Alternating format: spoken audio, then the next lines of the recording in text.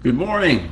Good morning to you all. Shabbat Shalom. A good Sabbath to you today. May there be a blessing upon your house, upon your life, upon your bloodline. May there be a blessing upon the land in which you live. May there be a blessing upon your heart. May there be a blessing in your mind. Be greatness, wisdom coming forth, spewing forth, spouting forth from you, and may it be poured into you by the Holy One of heaven. Thank you. Well, good morning to you again. This is a beautiful week, a beautiful Sabbath. We are gifted with certain things that the Creator of the universe has designed for our good, and to set us apart in such a way that we can be a model nation to other people. And one of those things that He has given us, one of the gifts that He has especially entrusted to us to steward, is the gift of Shabbat and Sabbath, as it's called, seventh day Sabbath. And the world tends to look at the seventh day Sabbath, if they look at it at all or think of it as all, as a day of rest. Rest is a element. It is only one of multiple elements, and it is not the primary or prior element of Shabbat. Shabbat is about holiness, and it's about connection with the holy. It's about interconnection with the Creator of the universe and His beauty realm. It is about stepping aside from all that which is negative energy, all that which is worldly, all that which is sensual, all that is which is sensitive and sentimental and pseudo-intellectual, which is the most of life. Stepping aside from that for a while, taking a moment to get our bearings and reconnect with the reason why we're here, the person who brought us here and left us here, and the mission to which He has called us. So it's mostly about Kedusha, it's about holiness. And we are to draw energy off the Sabbath. We are to be energized, empowered, inspired, and blessed in all ways. That's the second facet. Before we get to rest, we get to blessing. The Holy One has ordained for this gift to carry with it a special blessing. It may have some material aspects, but it is primarily a spiritual blessing.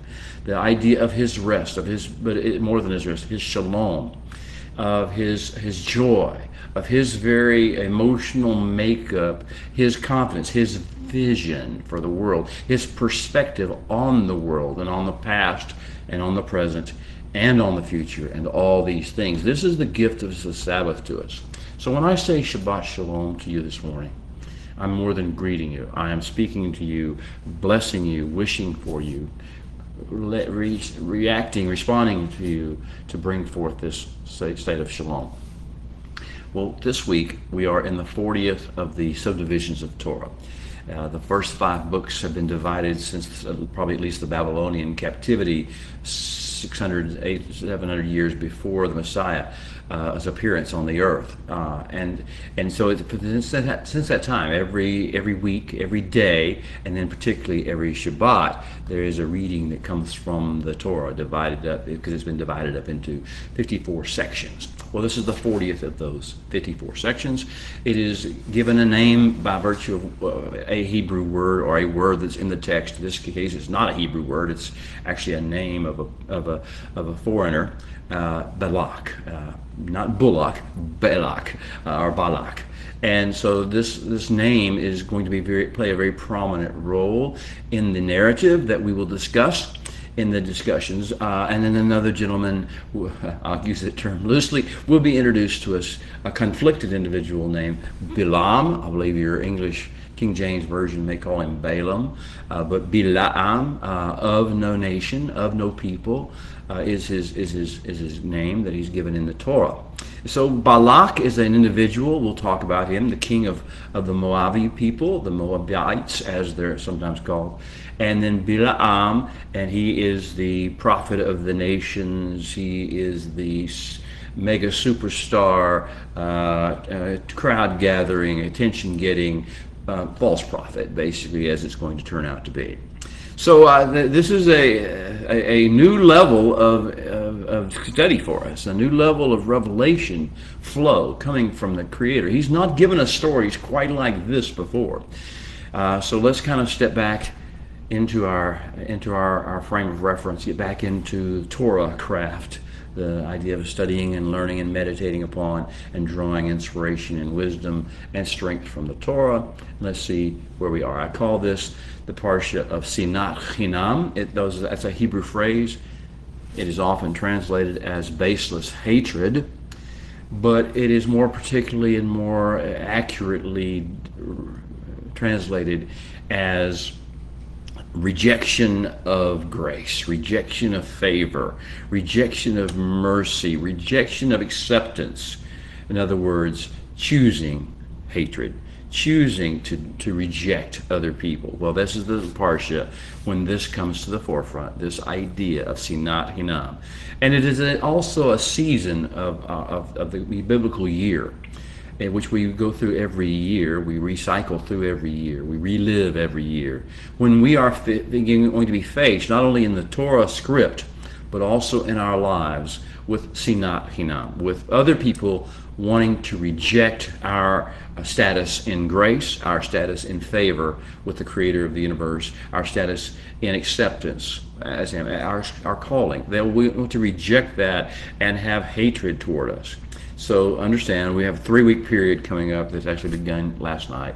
We're in the throes of a 3-week period that culminate this Sinat Hinam, both in other people toward us, and alas, unfortunately, in us toward ourselves, toward each other, and toward the world. So this is the time of purging Sinat Hinam, a time when we are called upon to notice it, understand it, take note of it, and begin to reject the rejection, to not take on to ourselves or into ourselves the trauma, either what we might feel toward others of Sinat Hinam, or what others may feel toward us in Sinat Hinam.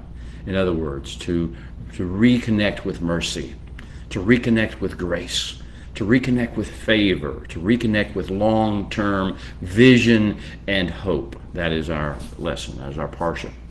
That's why we study what we study this time of year, every year. Now, I call this particular lesson, this particular study that we're going to do today, Lessons in Advanced Level Sightcraft. That's SIGHT, and in Advanced Level ITE-craft, ITE craft. You know, the Moabites and the Midianites and the Canaanites and the Amorites and all the ites of the world. So this is I'll subtitle this discussion, Lessons in Advanced Level Sightcraft and ITE-craft. We will be reading from Numbers 22:2, or we will at least be taking our studies from Numbers 22, verse 2, and all the way through Numbers 25, verse 9. All right, let's dig in a little bit deeper here. This is part of the Creator of the universe's Special Forces training. Our Special Forces training began as a nation with the Exodus. We've gone past the Exodus, we've gone to Sinai, now we've left Sinai. This is, again, something we relive and re-experience every year because it's part of our training for life on earth. We are the Holy One Special Forces. I call it His Majesty's Special Forces.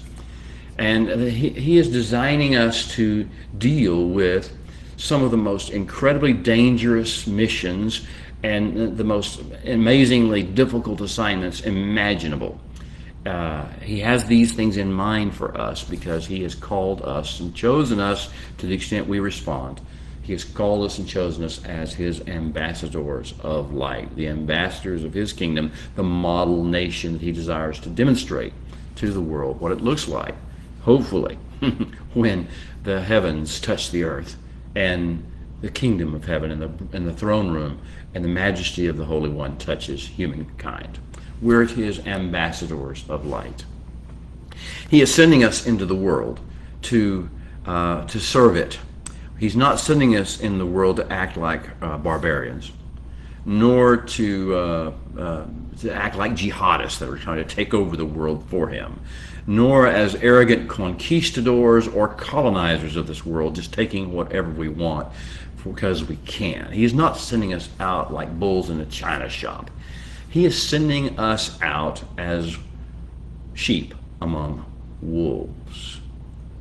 He is sending us out on some of the most incredibly dangerous missions, into some of the most difficult places, to some of the most difficult people in this world as his ambassadors of light.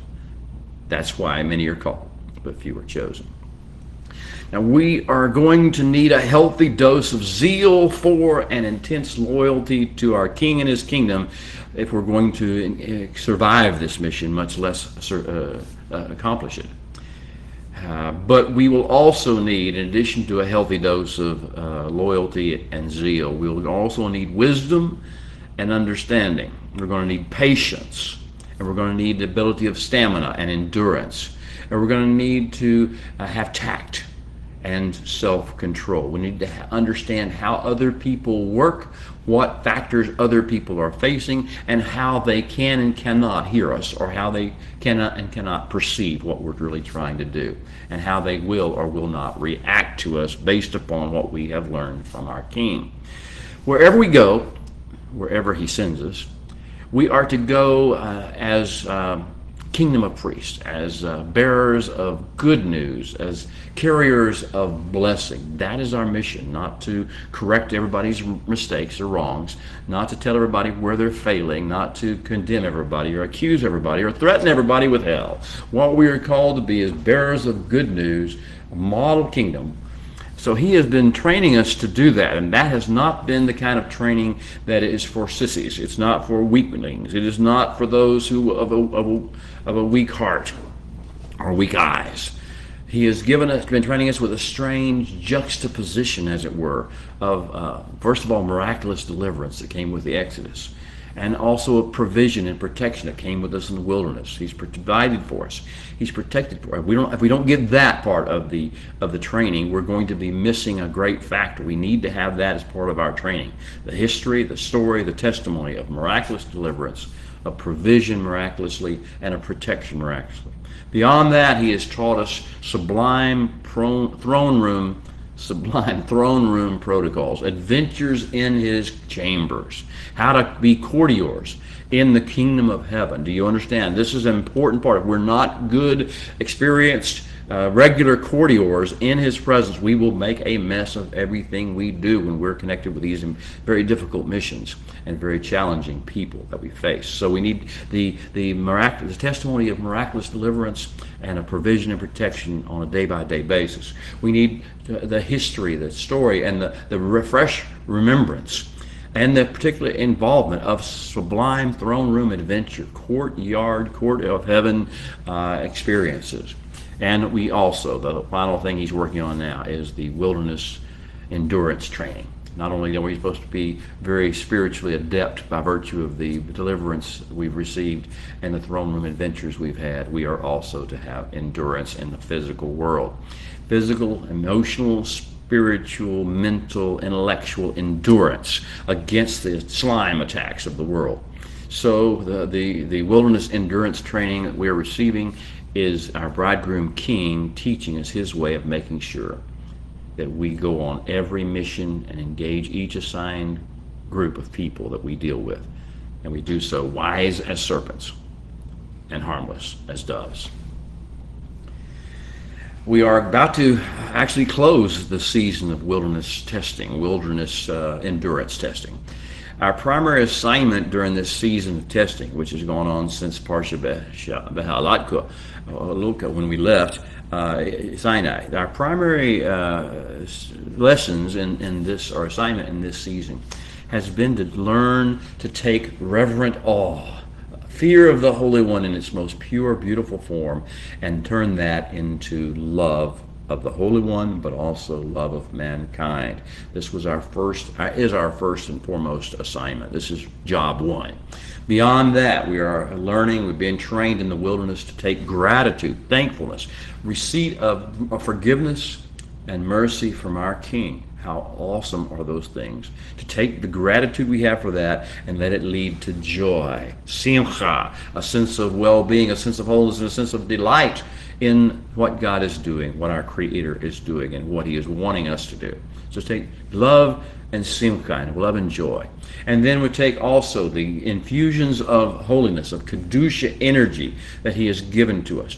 Our training and our assignment is to take this kedusha and have it lead us to a sense of shalom, a sense of wholeness and wellness and purpose and directive, a sense that all is going to turn out well, a sense that builds faith, emunah, and that He is working all things together for good for those who love Him, who are called according to His purpose. So we take the awe, the reverence that we've encountered, and let it lead us to love.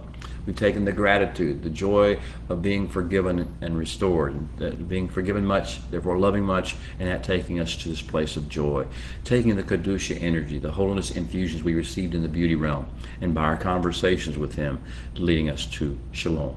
And finally, now we're taking chokhmah, wisdom, the idea of a practical understanding of how things work, and that should lead us to patient, endurance, kindness, gentleness, goodness, and self-control.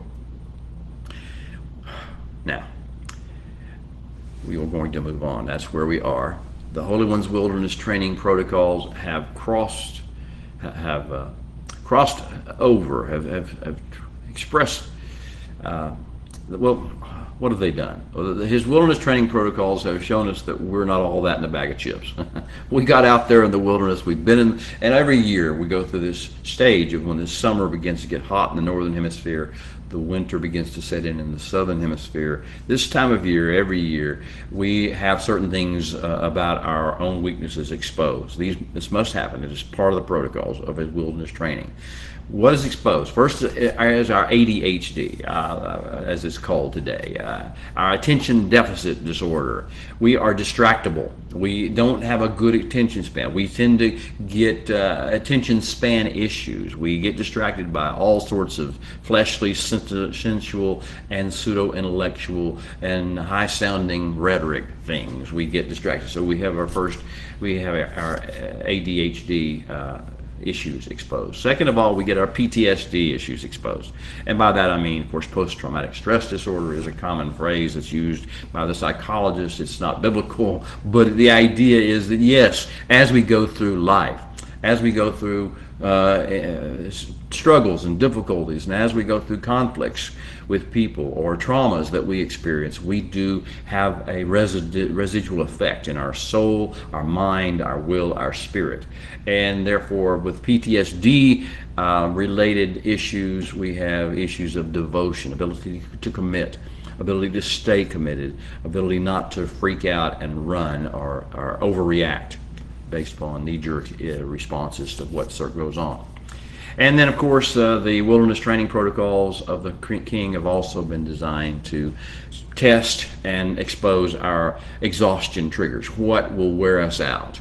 Also our attitude and mood triggers, what will put us in a mood, what He's triggered these. He does this on purpose to show us that we are fallible, that we are weak without each other, and we are weak without Him. So we've got our exhaustion triggers have been pushed, our attitude, mood triggers have been pushed, our emotional response triggers have been pushed.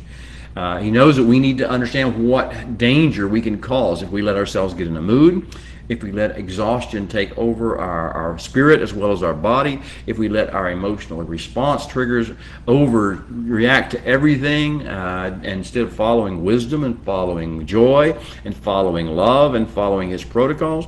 Also, then we've had our offense triggers. What triggers us to be offended? What makes us offended? He knows what that is, and He has pushed the buttons to be sure we understand that we are easily offended, not at shalom as we should be. And therefore, to understand that we will have these offense triggers, we need to help each other with them.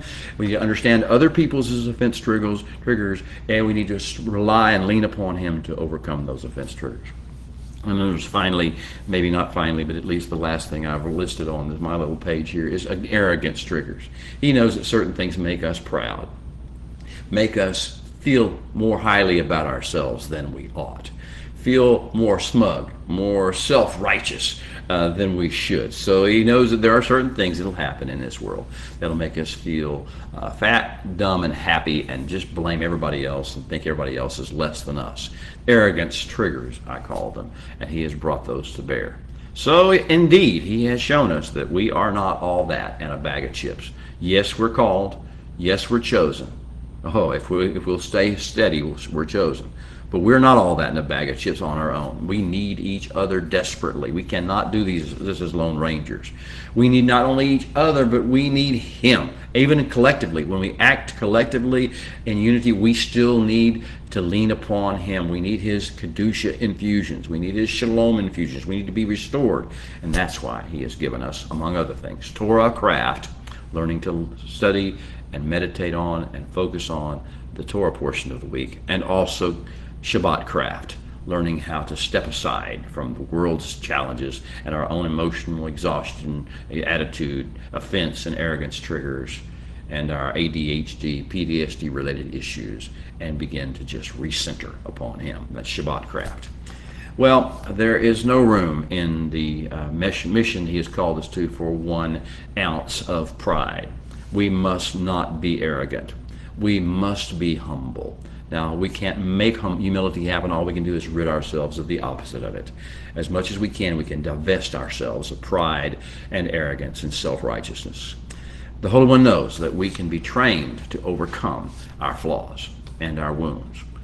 He is training us. That's what he's doing. And he's going to train us to stay calm and steadfast and at our post and on our task assigned in the face of many things. I've labeled some of them mind craft, where people play with our minds, play mind games. The world loves to play mind games. Scandal craft. The world loves to play scandal craft. Make up the scandal. If you don't have one, if one doesn't appear naturally, make one up. Put it in the news. Put it all over the media. Put it all over the conversations that people have. And that's scandal craft. We learn to deal with. Stay calm, steadfast, at post, on task, even in the face of mind craft, mind games, and scandal craft that people want to throw at us. Also, we've learned to overcome spy craft, the idea of everybody has their own ideas of what they see, and then they start spewing their opinions about those ideas, spy craft. Also, emotional manipulation craft. These are the things we've learned to deal with in the wilderness so far. How to understand people and things, situations are trying to manipulate your emotions. They're trying to make you afraid. They're trying to make you angry. They're trying to make you sentimental. They're trying to make you jealous or envious. They're trying to divide, separate, and therefore by separation and conquer. Therefore, this emotional manipulation craft has been a lesson we have learned, and how not to surrender, submit to it. He has trained us to stay calm in the face of it, steadfast in the face of it, and to overcome our flaws and wounds by staying at post, on task, on assignment. Well, I could also add intimidation craft, like Edom did last week, trying to intimidate us. You're making all these noises and threatening all these things and saber rattling and challenging us with all that. Or warcraft, like Sihon and Og that presented to us. They actually came at us, not didn't just make a lot of noise, they actually came at us full force, front on. And in the process of that, the Holy One taught us that he is with us even yet. So, we've done all those. Those are what we've learned so far. Are you ready to go one step further? Are you ready, beloved, for advanced lessons in sight craft and ite craft? That's what we're all this week. Last week with Parsha Hukad, we began to see that the focus of our training was shifting. It dramatically shifting. It was, first of all, we started in the desert outside of Sinai, learning basic issues of self-control and maintaining kingdom focus and hopefully end-game perspective in the midst of stressful social situations that arose within our own community. But we're shifting away from that now to the Holy One's rules of engagement for cross-cultural encounters. We've been it's hard enough to deal with our own self.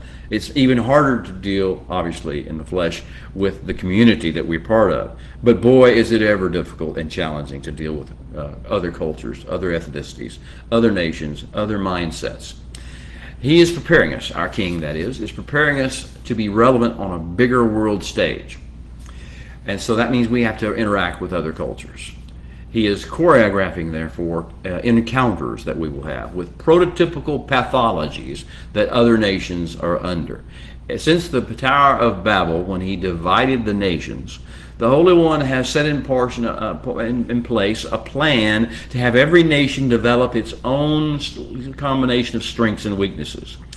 And in the midst of those weaknesses, there are always pathologies. So every culture, every ethnicity ever on the face of the earth, every nation on the face of the earth has some good points, but has many pathologies. That keeps the system working. That keeps one from completely controlling another. Keeps the opposite of keeps what the Holy One was designed to avoid by virtue of separating the peoples, which is one world nation coming, one world people coming together outside on any basis other than under His kingdom, under the kingship of Messiah.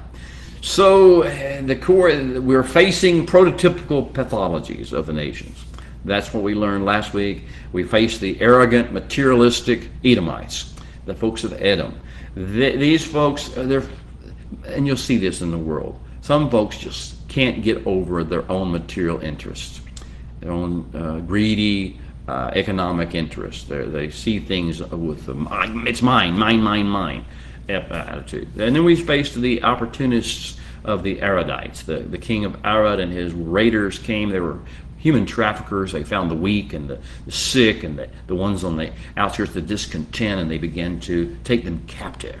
And so the idea of how tricky and manipulative they are, especially with regard to the weak. And so we see that as a pathology we'll face in the world as well. These are all prototypical. These are what we're going to face all of our existence.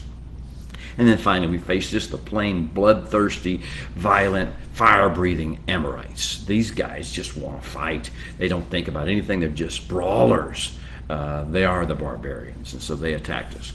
This week, the Holy One's going to up the ante a bit. In Parsha Balak, which we've been studying, he will introduce us to the most dangerous ite prototypes, the Moabites and the Midianites and the Balaamites. This will be and present to us the most challenging cross-cultural fight of all. Next test on the horizon, facing the anti-Semitic sentiment and rhetoric and schemes and propaganda spells and strategies of the not-so-new world order. I'll repeat that for you. Facing the anti-Semitic sentiment, rhetoric, schemes, propaganda spells, and strategies of the not-so-new world order. You think about this, think about Psalm 2, why the psalmist asks the Holy One, why do the nations rage? Why do the nations outrage? Why are they like this? Well, this is what we're facing, anti-Semitic sentiment, and all its rhetoric, and all its schemes, and all its propaganda spells, and all its strategies. It's a not-so-new world order concept of Babylon. So that's our next test. How are we going to handle it whenever someone hates us just for who we are? Not like the materialistic Edomites who think we're going to take their stuff. No, this is people who just hate us for who we are, who want us destroyed from the face of the earth for who we are. That's some part of the cross-cultural challenges we face. We get used to it, and we live with it. It's our new normal. Well, our assignment in this context is to learn to stay true to task and stay true to mission through seasons of intense disfavor, sinat hinam, through episodes of genocidal onslaught. They are episodes, they come, they go. It seems like the world always has a final solution for us, but it's never final, fortunately, because that's the gift of our King. But we will face these things at the hands of the most lawless and the most loveless and the most ruthless of our fellow men. All men are not like that. All men within the pagan nations are not like that. All men of Moab were not like that. All men of Midian were not like that. All men of Germany were not like that. All men of Arabia are not like that. Folks, it is a matter of a cultural craziness or cultural pathology, and those things happen everywhere, but it does not consume every human being. So why do the nations rage? Sinat Hinam is such a common experience. Let us not be participants in it. Let us not hate ourselves or any other one just because we run into these pathologies in the world. But Sinat Hinam will make for some strange bedfellows. There will be some alliances made that you would just say, how in the world those people cannot stand each other? But nevertheless, for the sake of the hatred they have toward us, they will join. Well, that's what happens with Moab and Midian. It's prototypical of all the nations that will ever do this in the world. So Sinat Hinam will make some strange bedfellows, and it will provide some great opportunities for us to grow in emunah, in our faithfulness, and our trust of the Holy One. Okay, so we are almost into this process. I want you to sing with me the Barak, our call to worship, and we'll read from the Torah for a little bit. Would you join with me if you know the song? If not, just enjoy and relax. Barak hu et Adonai hamborak, Baruch Adonai hamborak leolam vaed, Baruch atah Adonai Eloheinu melech haolam, Asher bakar banu mikol ha'amin, v'natan lanu et Torato. Baruch atah Adonai noten haTorah. And now open our eyes, O Holy One, that we may see wondrous things in your Torah. For we are indeed but strangers in the earth. So do not hide your commandments from us.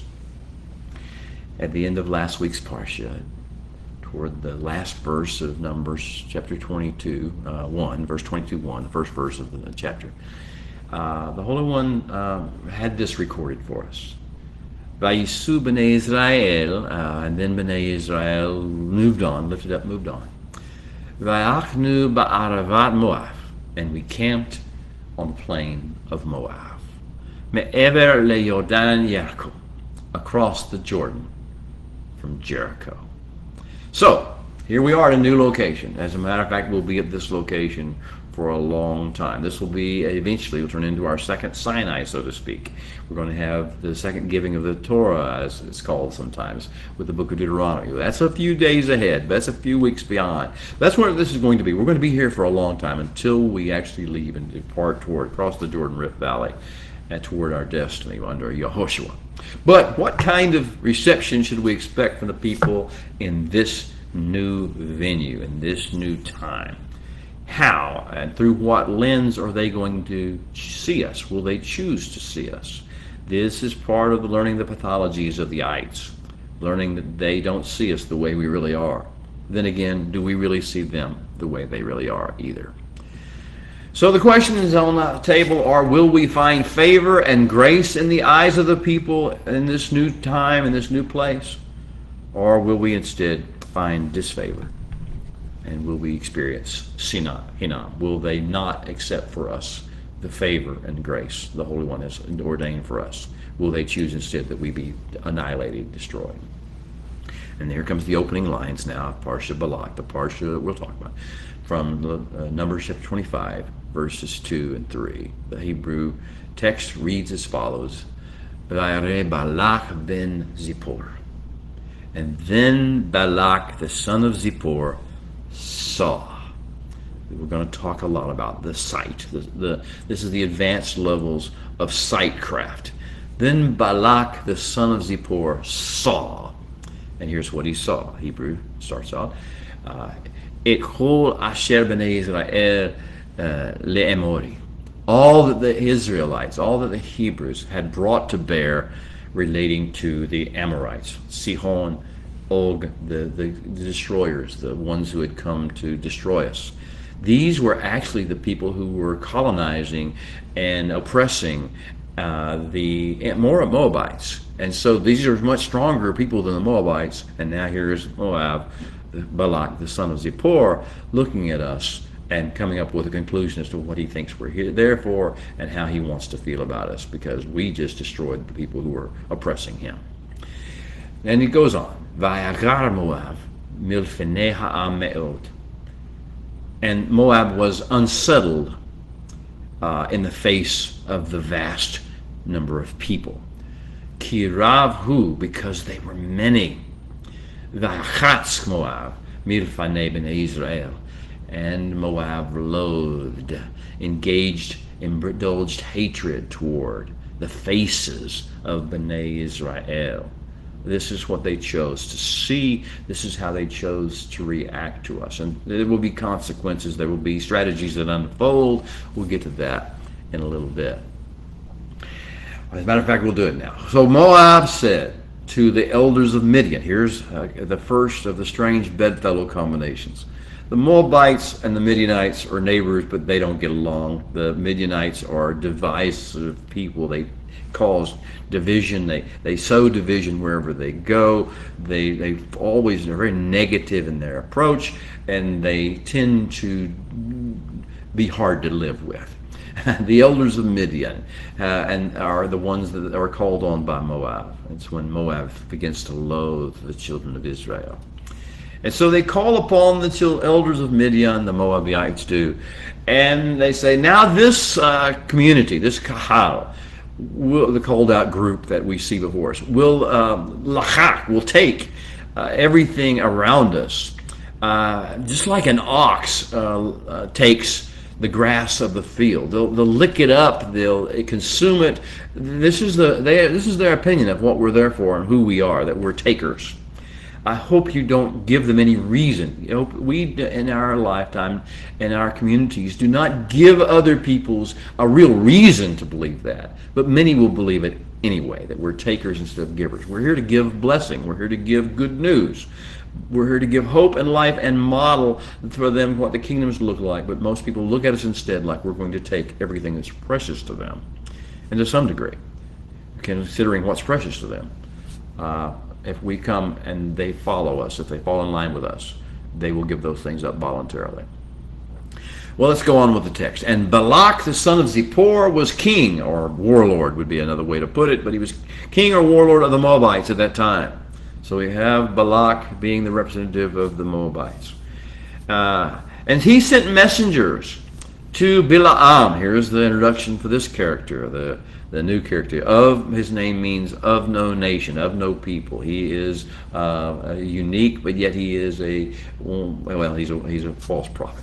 So he sent messages to Bilaam, the son of Beor, at Petor, which is by or near the river, in the land of the sons of his people. It's an interesting little phraseology there. I don't have time to unpack it for you. But he sends these messengers. Balak, in light of his combination correspondences with the elders of Midian, is now sending a message to Bilaam, son of Beor, at Petor, near the river, saying, Hine, behold, look. He wants him to see through his eyes. He wants him to see through his lens. So, Hine, a people has sprouted from Egypt, has come forth from Egypt. And they are settling, yeshaving in front of me. They are staking up tents and resting in front of me.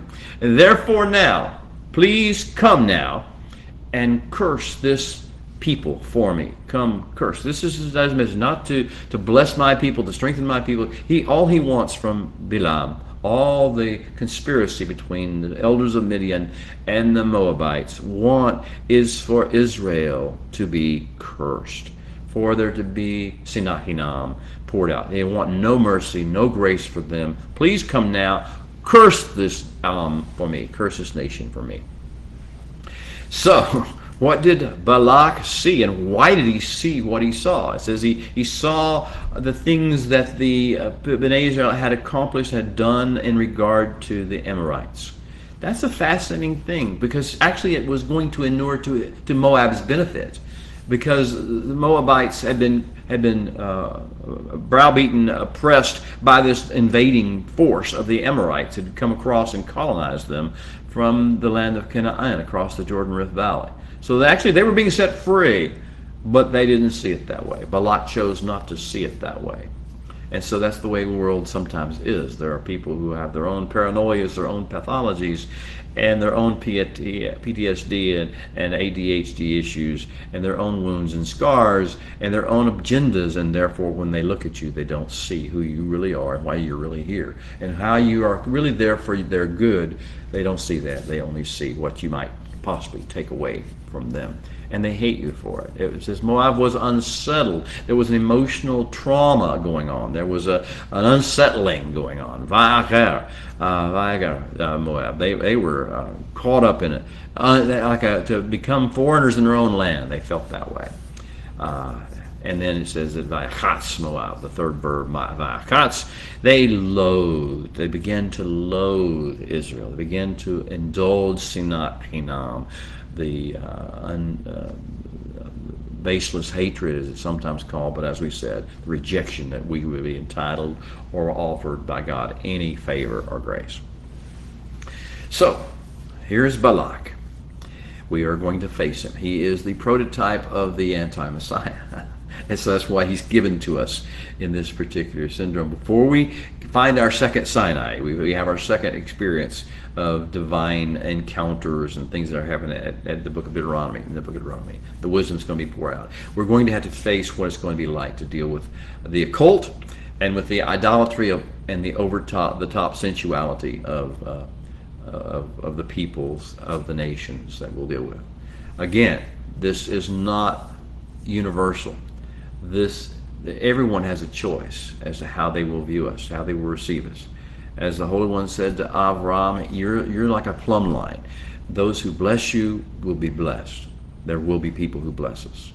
Those who curse you, however, will be under the laws of sowing and reaping, and they'll receive back from you what they did get, what they sowed. Okay. Now, as Egypt, we've talked about, was famous for Western mysticism and Western pathology, Western priorities and motives, we're about to learn and recognize with Eastern mysticism and Eastern manipulation strategies. And it's usually based on heavy occult stuff. So buckle your seatbelts. Here we go. Cue the music from Prince of Egypt. You're playing with the big boys now. Well, that's where we are. We're playing with the big boys now.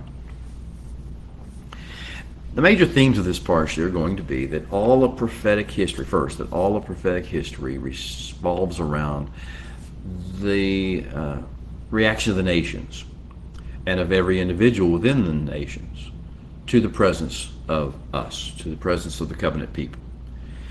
It will depend upon, all of history will depend on how the nations and individuals within those nations choose to see when they look at us, how they will respond to us in our presence. When you understand this, our mission in life is very critical. We determine, not we, their response to us determines how well things will go with the world. As goes B'nai Israel, so goes the rest of the world. As go the people of the covenant, so go the nations. The second major theme of this parsha will be that all anti-Semitism that has ever been in the world or will ever be in the world is rooted in prideful rebellion, not just against us, but against the Holy One, against His will, against His ways, and against His plan of redemption and restoration for creation. They want to have their own will. They want to have their own plan. They want to make a utopia. They want to make a carbon-free, save the world concept. They want to come up with scientific ideas and emotional ideas or religious ideas to fix the world as they see it, basically, which means to them to be able to utilize it and manipulate it and control it for their own purposes. But that's what they want, and so they don't want His will, the Holy One's will. They don't want His ways. They don't want His ways of doing things. They don't want His ways and they don't want his use of us to engage in His plan of redemption and restoration for the world. They don't want the world redeemed and restored, created for the creation of the heavens, of the kingdom of heaven on earth. They want it for their kingdom on earth. Well, the third theme of the parsha is that our bridegroom king is always zealously watching over his covenant people. He loves Israel. He loves those who are connected to and bless Israel, and he is personally committed to intervene against the schemes of all those who insist on rebelling against his will and plotting harm toward his covenant people. He is committed to intervene. Fourth theme of this parsha is that we are not all that in a bag of chips. We have an Achilles heel or two.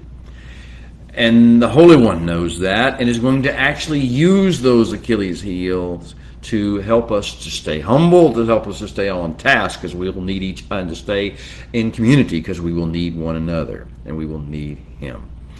So we have an Achilles heel or two that the nations know how to exploit, especially the Bilams and the Balaks of the world. The Midianite councils and the Moabite councils of the world know how to exploit and hit on our Achilles heels. But the Holy One will enable us to overcome them. That's one of the major themes of the parsha. So we have this amazing discussion. Somehow you read it, it feels like you're reading something out of the 1960s psychedelic realm. It's surrealism. You have talking donkey. You have a conflicted prophet who kind of wants to do one thing but then changes his mind. We seem to have contradictions in what the Holy One says, even as to Balaam at a given time. He says something that seems a little different, especially when you read it in English and you don't see some of the Hebrew nuances of what's really being said, which unfortunately we won't have time to talk about in this context, but I hope you will do your studies and find out what those things are. I'll talk about one issue in just a moment. And then we have a series of acts of a great play. Balak will ride the wave of fear and get connected with Moab and rise in power. He'll make a conspiracy with the nations. They'll hatch this conspiracy and come together as strange bedfellows. Act 3 will be that the false prophet will be enticed and enlisted into the enterprise. And Act 4 will be the Holy One will watch over and oversee it all, and he will watch over and intervene along the way of the prophet's trip from Petor by the river to Moab. Act 5 will be when the first oracle of Balaam is actually spoken under the threat of the angel of the Holy One holding a sword against, so that as it were, against the throat of Balaam. You'll see these blessings are poured out. The blessing of Kiryat Husot, the first place he's taken, and there he says that this is behold the people who will dwell apart, dwell uniquely, levadad in Hebrew, that will not be apart and assimilate into other nations, and yet will be interacting with them, but will not assimilate into them. The people who will dwell apart. That's the first aspect of the Kiryat Husot oracle, which is the first oracle, Act 5. 6 of the great play, great drama that he's going to let unfold will be the oracle of Balaam at Sadeh Zophim, the mountain of overlook. And there you will see it will be revealed that the Holy One sees no iniquity in Yaakov. Again, this is about sightcraft. What do you see? It's not that there was no iniquity in Yaakov. It's not that there is nothing wrong with us. It's not that we are all that in a bag of chips. It is what the Holy One chooses to see in us and develop and work with in us is that great potential He has placed in us. The idea the Holy One sees no iniquity in Yaakov. Then we get to Act 7, the third and the last main oracle of Balaam at Peor, and that's where he will say, "How lovely are your tents, and a star will come forth from Yehuda." And these things will take place. And then we have Act 8, the final act, and the nations will discover our Achilles heel, and they will exploit our Achilles heel, and many of us will not be chosen, because we have fallen under the spell of the nations. We have lost our focus. We've lost our mission focus. We've lost our consciousness of the Holy One. We failed to exercise Shabbat craft. We failed to exercise the Torah craft. We failed to exercise Teshuvah craft. We failed to exercise the gifts and the toolkit that the Holy One has given us, and therefore many of us will fail and fall.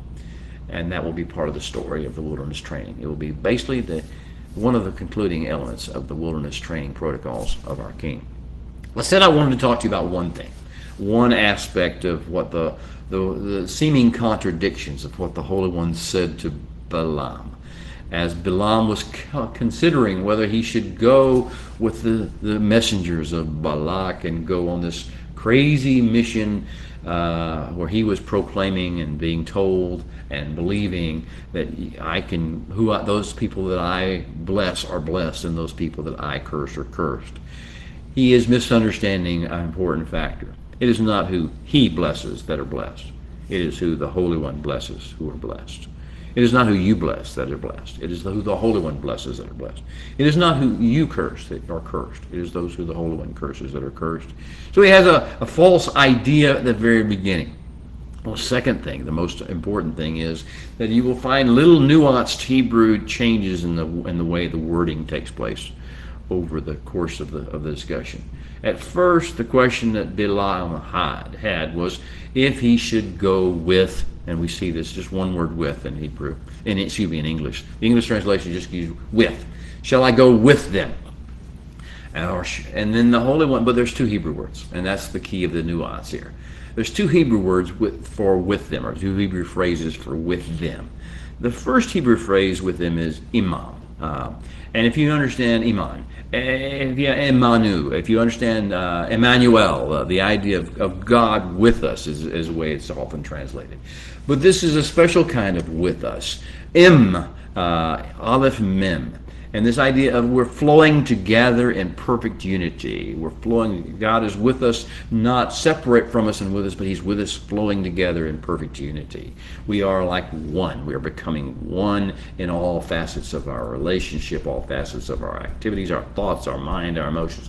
With, that kind of with. So at first the Holy One says, don't go that way with them. Don't go with them. So when he says you don't go with them, he's saying don't go im. The Hebrew word there is im.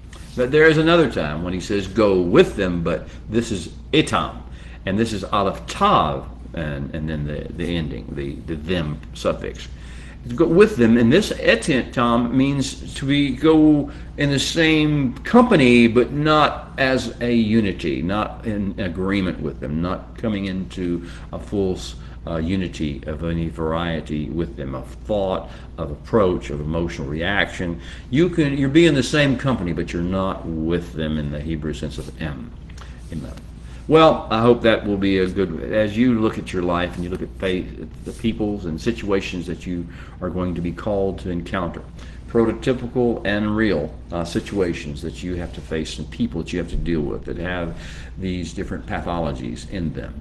And you have to choose, first of all, what you will see and understand that they may not see in you what you think you are, what you really are. And therefore, they will react to you in certain ways that based upon the pathology of their culture, their ethnicity, and their own individual situations. And now you have to learn, can you stay on task? Can you not develop sinat hinam toward them, though they have sinat hinam toward you? Though they have baseless hatred toward you, though they do not want any level of grace or mercy or favor to be shown to you, either by man or theoretically by God.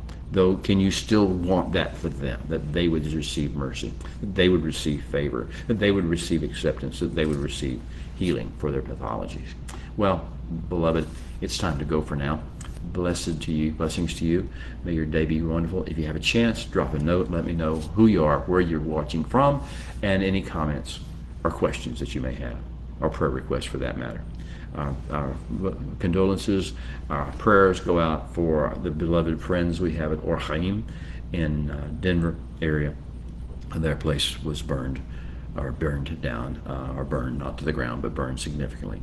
We pray for their quick restoration, quick healing, and quick return to their facility. Thank the Holy One. No one was injured. Apparently no one was killed. Thank you. We bless you now. Shabbat Shalom.